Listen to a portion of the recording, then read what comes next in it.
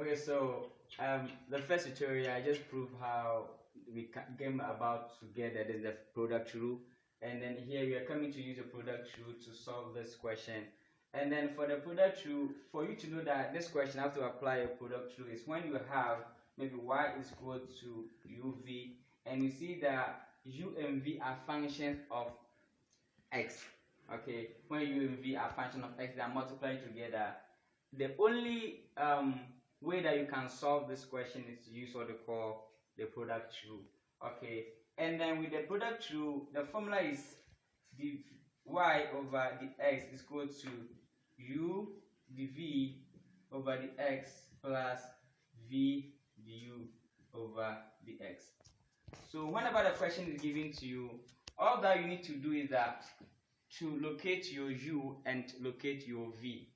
So because the two numbers expression are function of x, let's take the first example, which is y is equal to x cubed and then tan x here. All right, so we can see that this x cubed is multiplying tan x, and then tan x and then x cubed are all functions of x. So this is a type of question that we apply the product rule to solve. So with this, the best thing that you do that, replace the first term by u and then the second one by v. Very simple. And the formula is saying that u dv dx.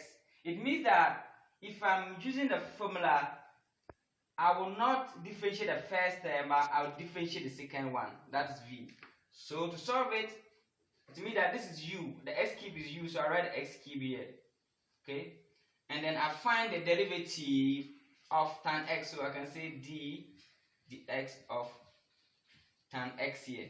All right, plus I come to the second step, and then I will not differentiate the v, which is tan x, so I write the tan x here, and I find the derivative of s cube, and this is what we call the product rule. So if I'm not finding the derivative of s cube, what I write is that I write s cube, and then the derivative of tan x is sec square x. So if I find the derivative of this one, I get sec square x. So it means that 3s cube sec square x mean I've finished with the first half, that is the u dv dx. So I bring my plus here, and then here the tan x, I'm not differentiating, so I write the tan x here, tan x, and I find the derivative of s cube. And this one, I taught this one in my first and second tutorial. So if you want to know how you find the derivative of expressions like this, you check my tutorial on differentiation of simple terms. Okay, so here I have tan x, and I find the derivative of x cubed, so it will become 3x squared like this. So rearrangement, I can rearrange and get s cubed sec square x plus 3 tan x. Okay, let me come. Okay, so now this is how it's going to be. After differentiating first half, you have x cubed sec square x plus tan x 3s squared. So rearrangement, get x raised to power 3 sec square x plus 3s squared tan x. So this is the derivative of tan x cubed tan x. Okay, so let's take the next example and see how we can do it. We have y is equal to 3s squared sine 2x like this. So all that you need to know is that this one will represent your u, and this term also represents your v. So using the formula, you know that this one is u and this one is v. So the formula is u dv over the x plus v du over the x. So if this one is my u, I'll just write it 3x squared. And I find the derivative of this term. So my derivative of sine 2x plus my v is sine 2x, so I write my sine 2x and I find the derivative of 3x squared like this. What is the derivative of sine 2x?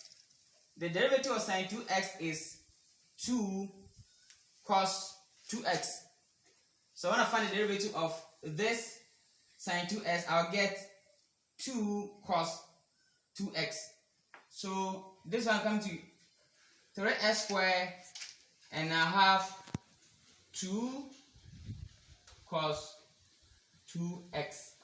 So it means that I've differentiated this one, and differentiating this one will give me this.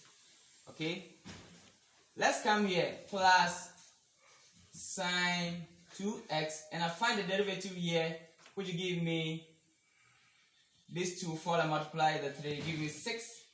So 6x like this. Alright, so here there's 2 here and then 6 here, they can multiply and I'll get 6x squared cos 2x here plus 6x sine 2x. So then this is how it's going to be. So after this, we just try to factorize 6x out and leave with x cos 2x plus sine 2x, like that. So let's take the last example and then see how we can also solve it. So after the last example, I know that you'll be good to solve every question when you are even not asked to use the product rule, because if you see the question use the product rule, nobody should tell you that use the product rule, because you can't use any other means to solve it. Alright, so let's take the last question and see how best we can do.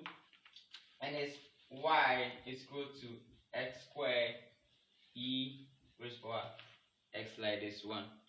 Okay, so with this one, if you are to find the y/x of this equation of a line or equation of a curve, all that we need to do is that we use the product rule, which is u dv dx plus v du dx. Writing the formula guides you to know where you position your u and then your v. So I say that the first one will be my u and the second one will be my v. Alright, so u, therefore I write my u, which is s squared here, and then my dv over dx, because this one is my v. So when I differentiate e raised to power x, I get the same thing. Nothing changes, so the differentiation of e raised to power x is the same as e raised to power x. Plus, here, I write my v first. So this one is my u, this one my v. So I write my v first, which is e raised to power x, and I find the derivative of x squared, which will give me 2x. So I get my point 2x here, like this. Okay, rearrangement will give me this, can give me s squared e x plus 2x e x. But with this, I can factorize something out, right? I can factorize e raised to power x out. So e raised to power x here out, left with x squared here, and then plus 2x here. Alright, so that's actually what we can do. And even this one, you can factorize s out here from here. So factorizing x out, I'll finally have e raised to power x, and I have x here, and there will be x here plus 2 here. You are also right, you are not wrong, because if I multiply e raised to power x times e raised to power x multiplied by x here, if I multiply by this one, I get e raised to power x squared plus e raised to power x and then 2x, so meaning it's very correct. So basically this is how we do, and this is how we can use the product rule to solve a lot of questions. And then if you have problem differentiating some simple terms here, please, I would like you to check all my tutorials on differentiating, like using a simple rule or the golden rules of differentiation. I have a very good tutorial on that one that you can check up on that one, and then it will explain everything that you need to know on differentiation. So thank you for this tutorial, and then we're jumping on to the next one, and it's going to be of a very good help. What I want you to do is for you to get a good of this tutorial every day, subscribe to my channel, and it's going to be the best. We just want to make mathematics and science very easy for you. So please subscribe, like, and then share to other people. Thank you.